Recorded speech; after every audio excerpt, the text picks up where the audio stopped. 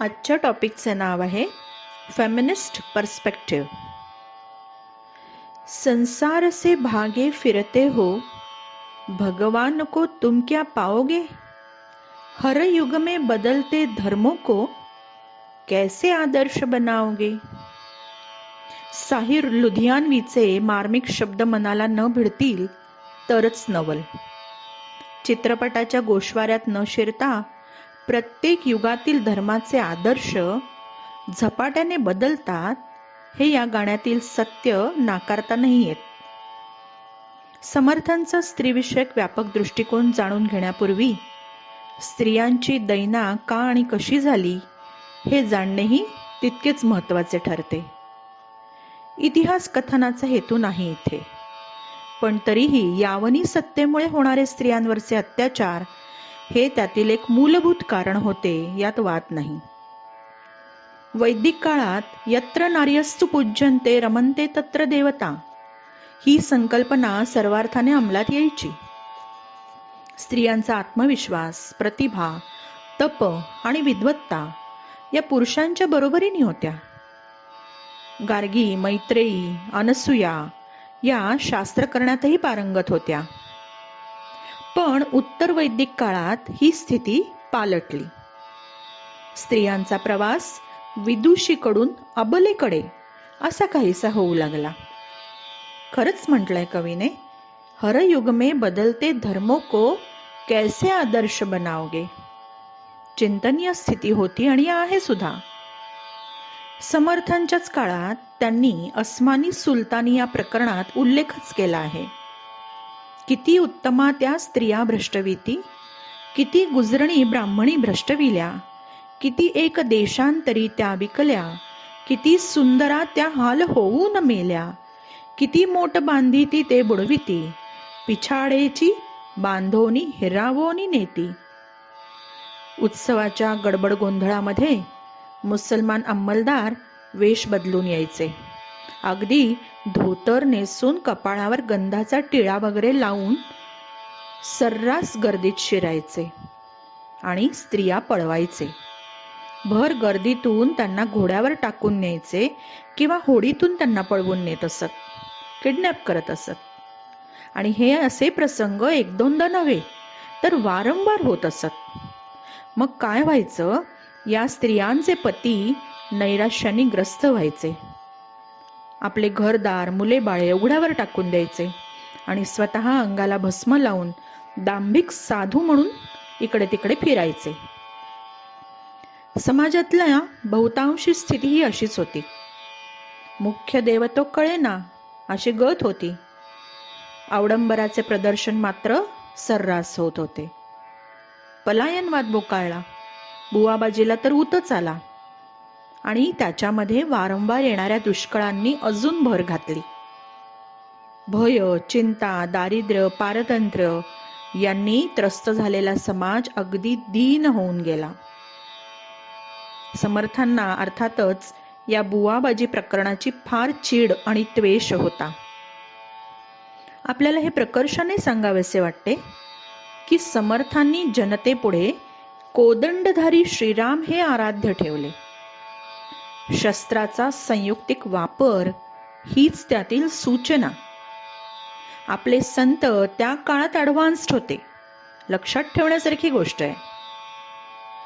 300 वर्षांपूर्वी सतीची प्रथा अगदी सर्रास होती। अंधश्रद्धायुक्त रूढींनी जखडलेल्या समाजात सती जाण्याचा धिक्कार करून असे राक्षसी कृत्य करता कामा नये ही जाणीव समर्थांनी करून दिली।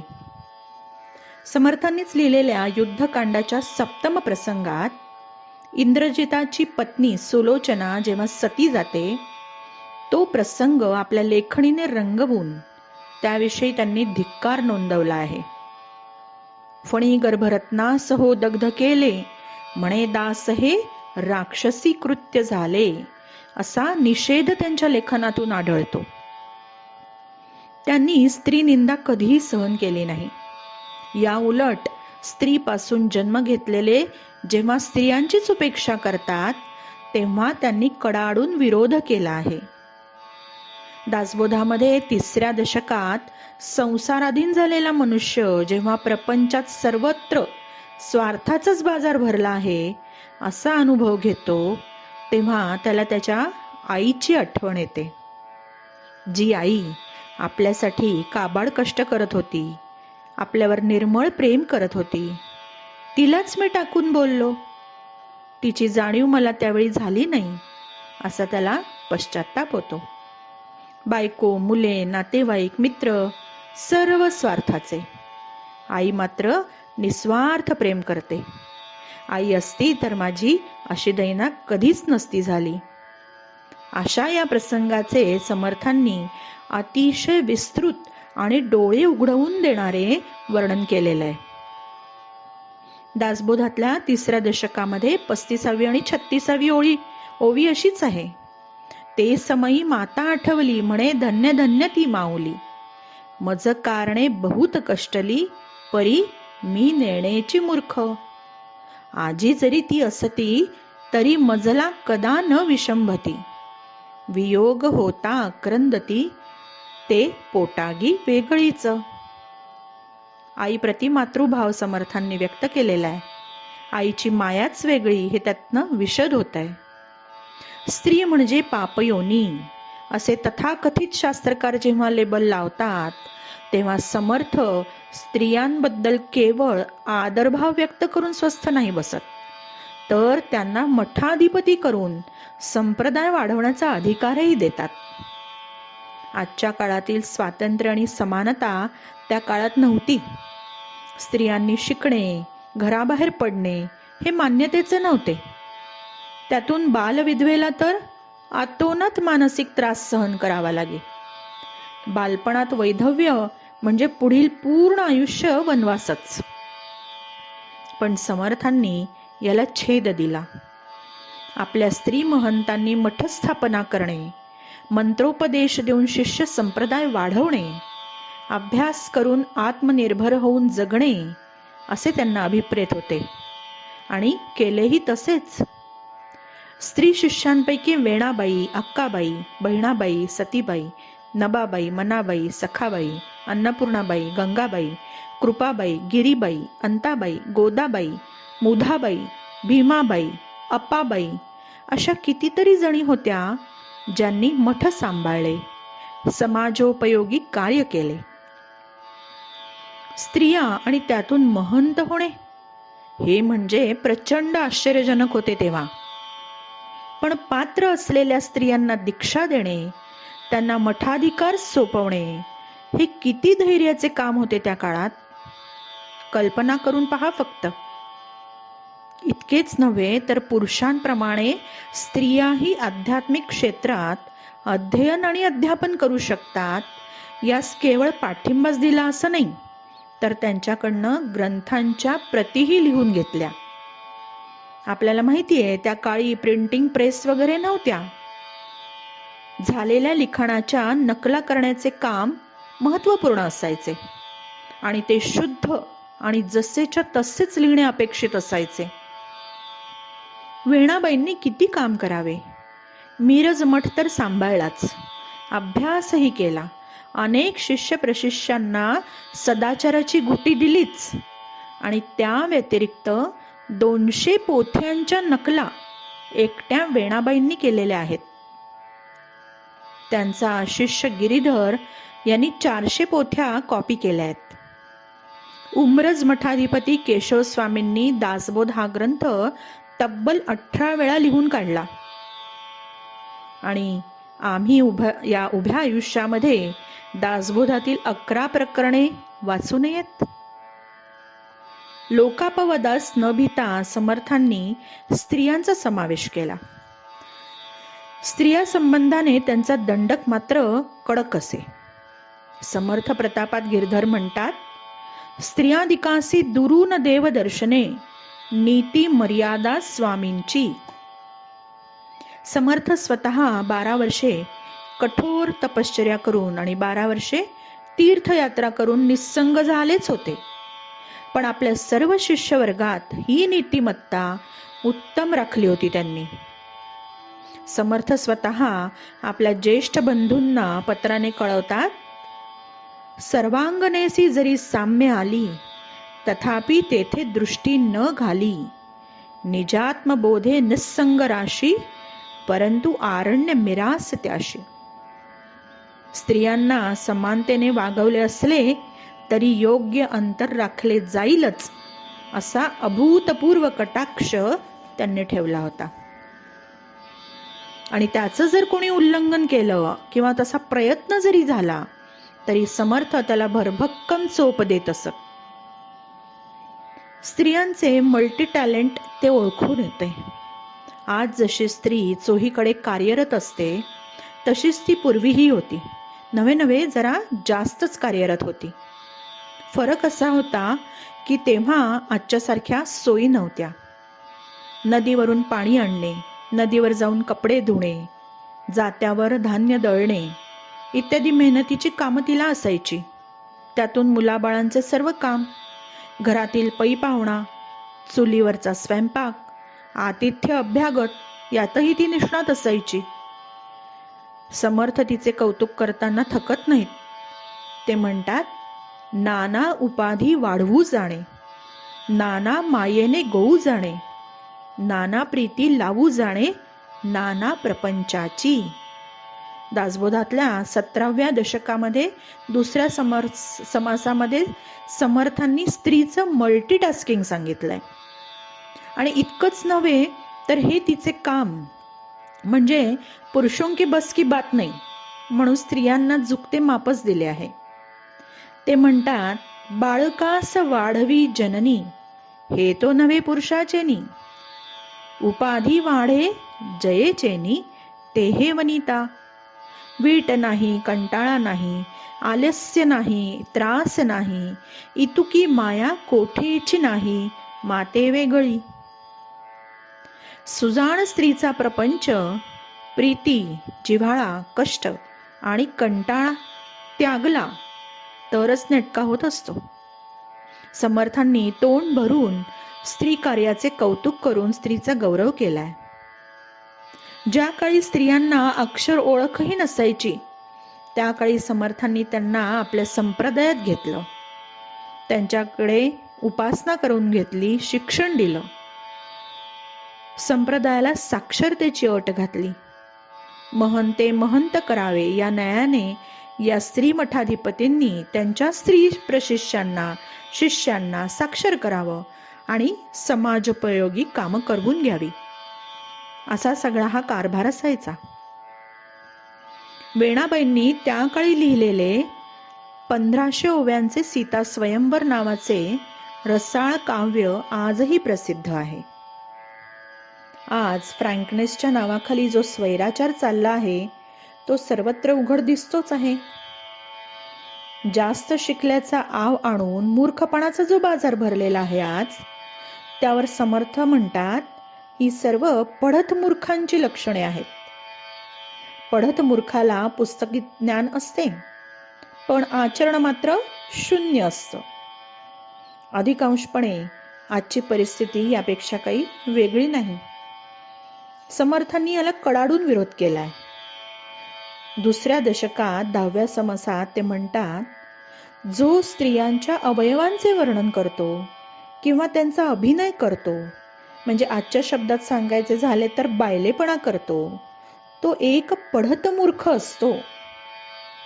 म्हटलंच आहे, वर्णी स्त्रियांचे आवेव, नाना नाटके हावभाव, देवा विसरे जो मानव, तो एक पढत मूर्ख. हा झाला 400 वर्षांपूर्वीचा समर्थ रामदासांचा स्त्रीविषयक व्यापक दृष्टिकोन. पण आजचे काय? आजच्या स्त्री वर्गाची कामे, त्यांची होणारी ससेहोलपट, त्यांच्या समस्या, त्यांची कर्तृत्व शक्ती यांचा खरेपणाने सांगोपांग विचार करणारे किती जण आहे आज समाजात? अंतर्मुख होऊन स्वतःचे उत्तर स्वतःलाच प्रामाणिकपणे दिलेले बरे. स्त्रीला पित्यासम वाटणारे श्री समर्थ म्हणजे एकमेवा द्वितीयच.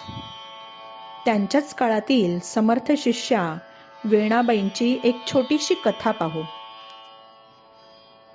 श्रावण मध्य प्रतिपदेचा दिवस होता. त्या दिवशी वेणा स्वामींवर मिरजेच्या मठपती अधिकाराची सर्व सूत्रे येणार होती. तसा संस्कार त्यांच्यावर केला जाणार होता.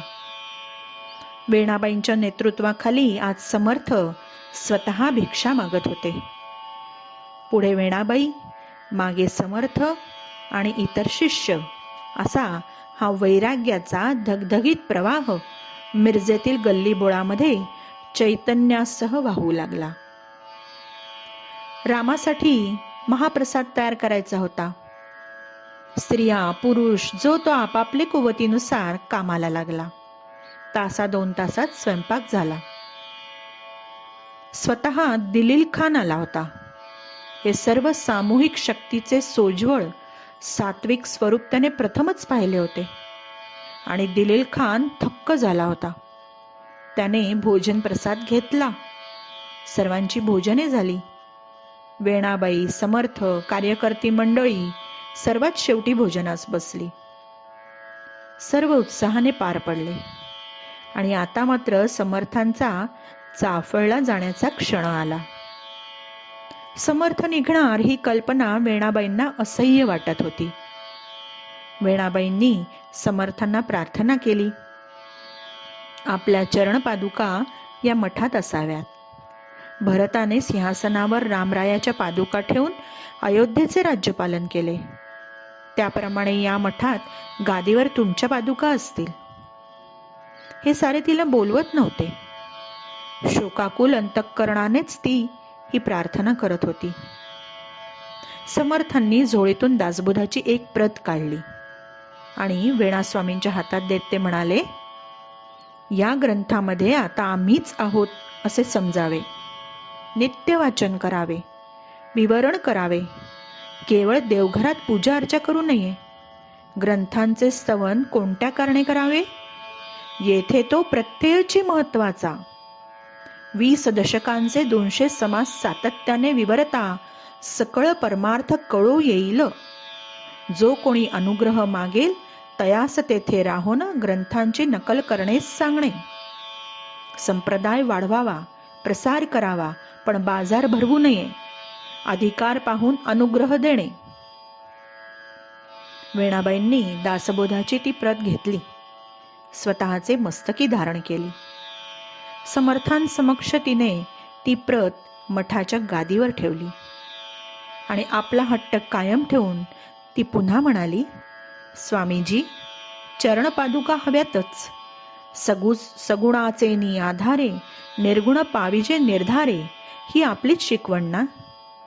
आपल्या चरणपादुका असल्या म्हणजे त्या चरणकमलांचा मागोवा घेत घेत प्रत्येक पाऊल टाकून संप्रदाय वर्धिष्णू करण्याचे कार्य रामरायाच्याच कृपेने होईल. समर्थांनी आपल्या चरणपादुका वेणास्वामींच्या हाती दिल्या. त्या सुद्धा मस्तकाला लावून वेणास्वामींनी गादीवर ठेवल्या. पण आंधळा मागतो 1 डोळा आणि देव देतो 2, अशी काहीशी अवस्था झाली. समर्थांनी तिचा एकंदरीत भाव आणि सगुणाकडील ओढा पाहून आपल्या झोळीतून राम, लक्ष्मण, सीता आणि हनुमान या 4 पंचधातूंच्या मूर्ती काढल्या आणि त्या स्वहस्ते तिथे स्थापन केल्या. समर्थांच्या शुभ हस्ते मिळालेल्या त्या मूर्ती पाहून वेणाबाईंचा आनंद गगनात मावेना. रामरायाची प्रेरणा होऊन आपली प्रज्ञाशक्ती जागृत होईल. यथासमय विविध रामायणे आपण लिहाल. रामकथा ब्रह्मांड भेदून पैल्याड नेण्याचे काम तुमच्या हातून होईल, असा समर्थांनी आशीर्वाद दिला. जय जय रघुवीर समर्थ अशी गर्जना करून समर्थ तिथून निघून गेले. समर्थांच्या आशीर्वादाने वेणाबाईंची खरोखर प्रज्ञा जागृत झाली. सीता स्वयंवर हा ग्रंथ त्यांनी सर्वप्रथम लिहून पूर्ण केला आणि प्रत्येक विवाह प्रसंगी अक्षरशः विधी म्हणून पारायण व्हावे एवढा हा ग्रंथ अलौकिक ठरला. अनेकांनी वेणाबाईंच्या या ग्रंथाच्या नकला उतरवून घेतल्या. विवाह पद्धतीद्वारा हिंदू संस्कृतीचे जे उदात्ततम दर्शन घडते त्याचे प्रत्यंतर वेणास्वामींच्या सीता स्वयंवराच्या वाचनाने घडते असे लोक म्हणू लागले. वेणास्वामींचा विकास पाहून जळफळणारी मुठभर बुद्धिभ्रष्ट माणसे सोडली तर सारी मंडळीच वेणाचे कौतुक करू लागली. आता दर एकादशीला वेणाबाई मठात कीर्तन करीत. हजारो लोक श्रवणास बसत. मिरजेतील आध्यात्मिक चळवळीचे वेणाबाईंचा मठ हे स्फूर्ती केंद्र बनले. वेणाबाईंच्या वास्तव्यामुळे मिरज हे महाराष्ट्रातील मान्यवर असे सांस्कृतिक पीठ समजले जाऊ लागले. गागा भट्टांसारख्या अत्यंत विद्वान माणसाने समर्थ शिष्या वेणास्वामींची कीर्तने ऐकल्यावर मुक्त कंठाने स्तुती केली. वेणास्वामींचा अधिकार समाजाच्या पचनी पडू लागला. त्यांच्या काव्यातून प्रकट होणारी सामाजिक ऐक्याची जाणीव हा लोकांच्या चर्चेचा आणि आदराचा विषय झाला. हळूहळू वेणाबाईंचा शिष्य संप्रदाय वाढू लागला. महाराष्ट्रातच नाही तर महाराष्ट्राबाहेर पण वेणाबाईंचे शिष्य पसरले. वेणाबाईंचे मठ स्थापन होऊ लागले. एक दिवस मठाच्या ओसरीवर समर्थ बसले होते आणि एक चिकित्सक तरुण आला.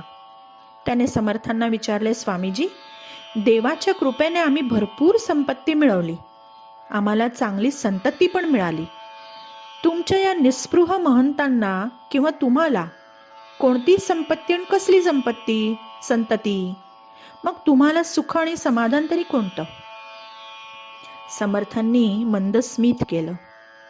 शेजारी वेणास्वामी बसल्या होत्या. समर्थांनी त्यांना संकेत केला, या प्रश्नाचे उत्तर दे म्हणून. तेव्हा वेणाबाई अत्यंत सालस्याने आणि प्रेमाने म्हणाल्या, बाळ, ज्ञान आणि वैराग्य ही समर्थांची जवळची कधीही न संपणारी संपत्ती आहे. त्यांनी ती आपल्या शिष्यांना मुक्त हस्ताने वाटली आहे आणि ती वाटल्यानंतर कमी होण्याऐवजी वाढलीच. समर्थांचे ज्ञान आणि वैराग्य वाढलेच. संततीचे म्हणशील तर आम्ही सारी मंडळी, शिष्य मंडळीच त्यांची संतती आहोत. आमच्यात अनेक जण त्यांना रामदास माऊलीच म्हणतात. तेव्हा ही सर्व प्रांतात पसरलेली शिष्य मंडळी म्हणजे कोण? तर समर्थांचे पुत्र संतानच रे. बाबा रे, तुम्हा सांसारिकांना ज्ञान, वैराग्य आणि शिष्य संततीचे किती सुख आणि किती समाधान असते हे कसे कळणार?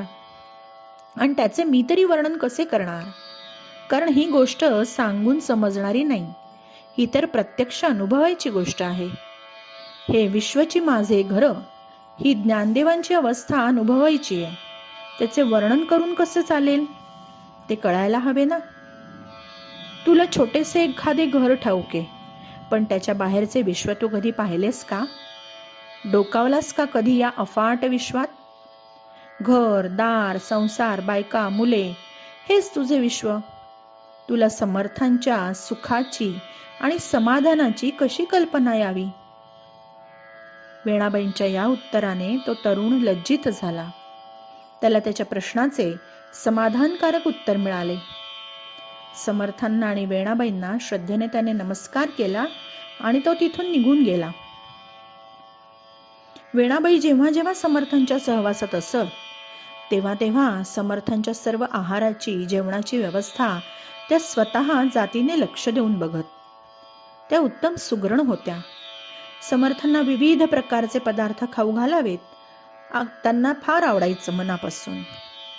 त्याबाबत त्यांनी कधीच कंटाळा नाही केला.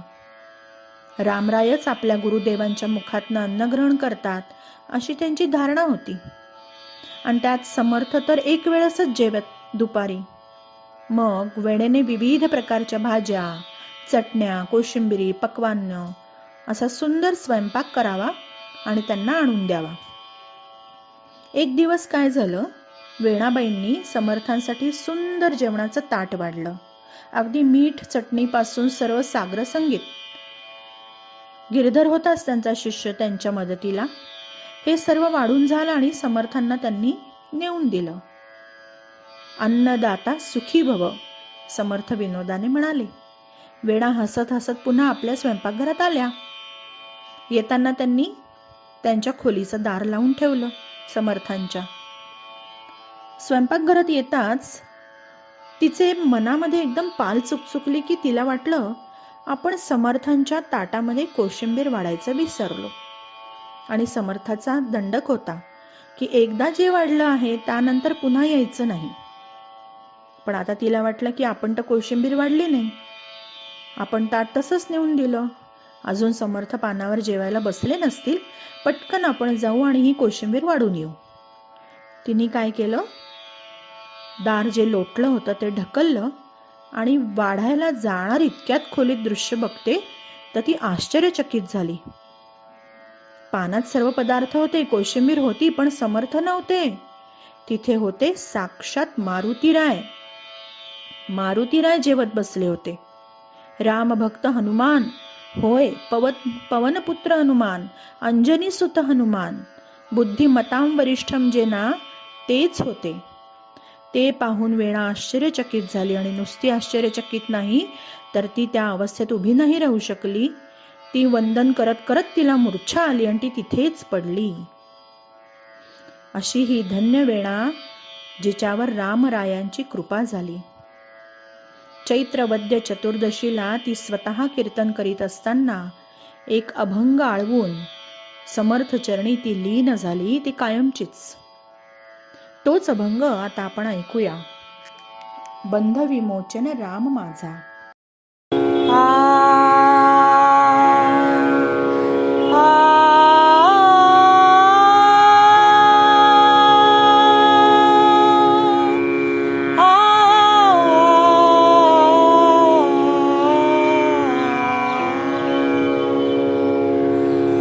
बंध विमोचन राम माझा, बंध विमोचन राम माझा. सकल हि ऋषी मुनी भजती जयासी, सकल हि ऋषी मुनी भजती जयासी. एकचितो सुखधाम माझा, बंध विमोचन राम माझा. सद्गुरु कृपया ओळखिला जो, सद्गुरु कृपया ओळखिला जो. कौसल्येचा राम माझा, कौसल्येचा राम माझा. बंध विमोचन राम माझा. भावभक्तीच्या सुलभ साधनी, भावभक्तीच्या सुलभ साधनी. पुरवी सकळ ही काम माझ, पुरवी सकळ ही काम माझा. बंध विमोचन राम माझा. शरण ही वेणा